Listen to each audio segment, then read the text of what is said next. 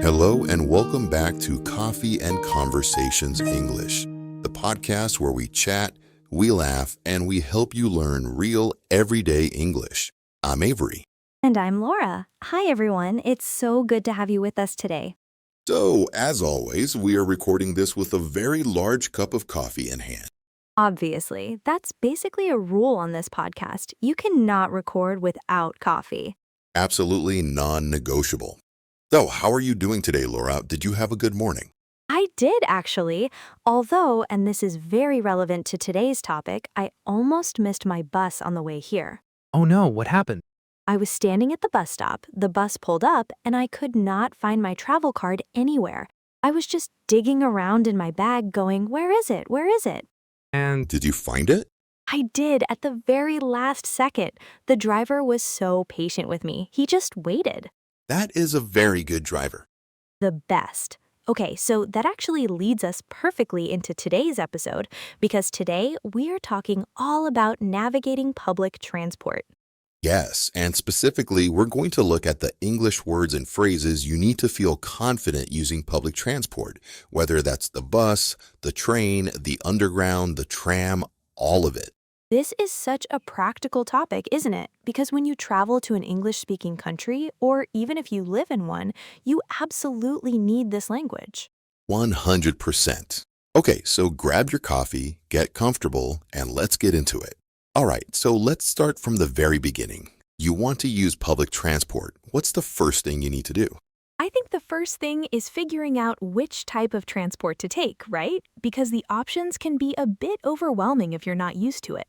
Totally. So let's just run through the main ones. You've got the bus, which I think most people know. Then you've got the train. That's usually for longer distances between cities or towns. Then in bigger cities, you often have the underground or the metro or the subway. These all mean the same thing, basically, a train that runs underground. In London, we call it the tube, which when I first heard that, I thought it was such a strange word. It is a bit of a strange word. And then there are trams in some cities. Those are like trains, but they run on the street at street level.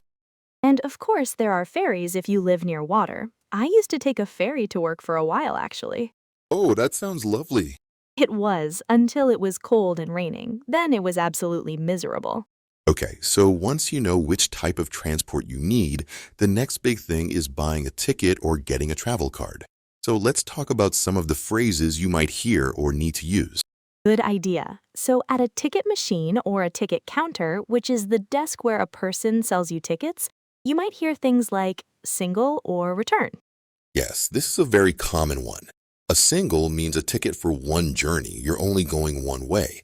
A return means you want to go there and come back. So if someone asks you single or return, you just say a single, please, or a return, please. Very simple. You might also hear which class on trains. That's asking if you want standard class or first class. First class is more expensive but more comfortable. And then there are off-peak and peak tickets. This one confuses a lot of people. Yes, so peak hours or peak time, that's when lots of people are traveling, usually early morning when people are going to work and early evening when people are coming home. Off-peak means outside of those busy times. And peak tickets are usually more expensive, so if you can travel off-peak, it's a good way to save money. Exactly. A really useful phrase here is this ticket valid during peak hours? That means, can I use this ticket at the busy time? Great one. Okay, so you've got your ticket. Now you need to actually find your bus or your train. This is where asking for directions or help becomes really important. Absolutely. So some really useful phrases for asking for help. Number one, and this is a very polite, natural way to start, is, excuse me, could you help me? Or, excuse me, I'm looking for. Starting with excuse me is so important. It's polite and it signals to the other person that you want to talk to them. People really appreciate it. You might ask something like, excuse me, which platform is the train to Manchester? Or, excuse me, does this bus go to the city center? And if you're on the underground, you might need to ask, which line do I need for Oxford Street? A line on the underground is a route, and they usually have color names or place names. And the lovely phrase, if you're really lost, is, I'm not sure I'm in the right place. Can you point me in the right direction? people are generally very happy to help. Oh, that's such a natural phrase. Can you point me in the right direction? I love that one. It sounds so natural. Okay, so now let's talk about what happens when you're actually on the bus or train. This is where some interesting things can happen. It really is. So, on a bus, quite often when you get on, the driver or sometimes a machine might say touch in or tap your card. That means you need to touch your travel card or your bank card to the card reader. It records your journey. And when you get off, in some cities you need to touch out or tap out as well. This is very important because if you don't tap out, you might be charged too much money. Yes, I once forgot to tap out at the end of a journey and I got charged for a much longer journey than I actually took. Oh, that's so frustrating. It was. So remember, tap in when you get on, tap out when you get off. Now, if you're on a bus and you want to get off, you need to press the bell or press the button. And when you do, you'll usually hear a sound and a little sign at the front of the bus lights up and says, "Stop requested." Yes, and if you're not sure where to get off, you can say to someone sitting near you, "Excuse me, do you know when we get to the name of the stop?" Or even better, you can ask the driver when you get on, "Could you let me know when we get to the high street, please?" Drivers are usually really good at doing that, actually. I've done this so many times in a new city. Same, there's no shame in asking. Okay, so let's talk about something that every single person who uses public transport has experienced at some point. Delays. Delays, yes. So unfortunately, public transport doesn't always run on time, and there's a whole vocabulary around this. So the word delayed means your bus or train is late. It's not arriving at the time it was supposed to. You might see a sign on a screen that says, "Train to London Waterloo, delayed by 15 minutes." And canceled is even worse. That means the service isn't coming at all. This train has been canceled. Which is the worst thing to see. The absolute worst. And then there's running late, which is another way of saying delayed. You might hear an announcement that says, "We apologize for the delay. This service is running approximately 10 minutes late." We apologize means we are sorry, and approximately means about, so about 10 minutes. It might be 9, it might be 11, it's not exact. And one phrase you might need is there another train I can take? If your train is canceled or very delayed, you can ask a member of staff this question. They're there to help. Yes, and member of staff means an employee, someone who works there. You'll often see people in uniforms on platforms, and they can help you. Another good phrase, is this seat taken? This one is for when you're looking for somewhere to sit on a train or bus. It means, is someone already sitting here? If the person says, no, go ahead, that means, yes, you can sit there. Go ahead is like, yes, please do. Oh, that's a good one. And the opposite, if there is someone sitting there, you might hear, "Sorry, someone's sitting there," or "That seat's taken, I'm afraid." The phrase "I'm afraid" in this context is polite. It doesn't mean they're scared. It just means, "I'm sorry to tell you this." English is full of little things like that, isn't it?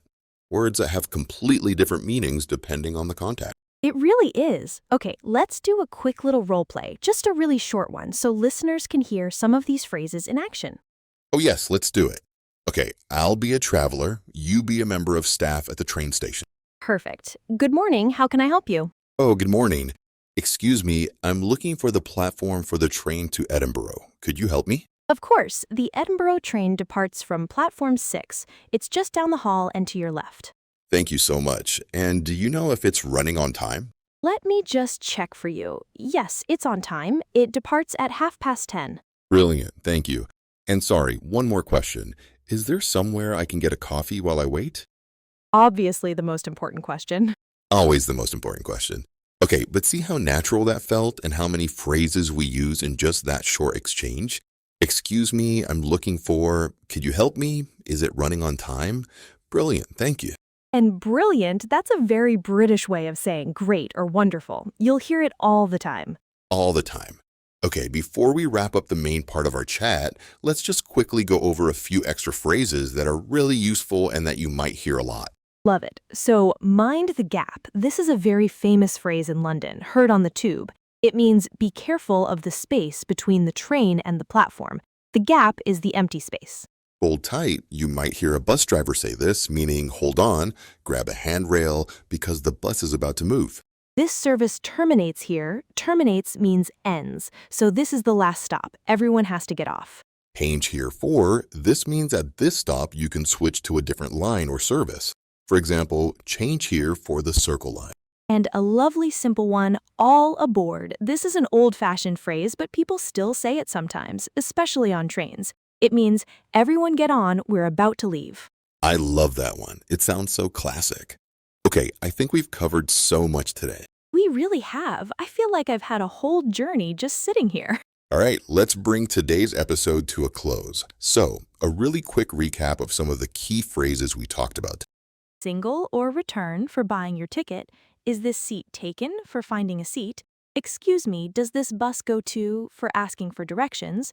Could you let me know when we get to asking the driver for help with your stop? And don't forget, tap in and tap out if you're using a travel card, and mind the gap if you're in London.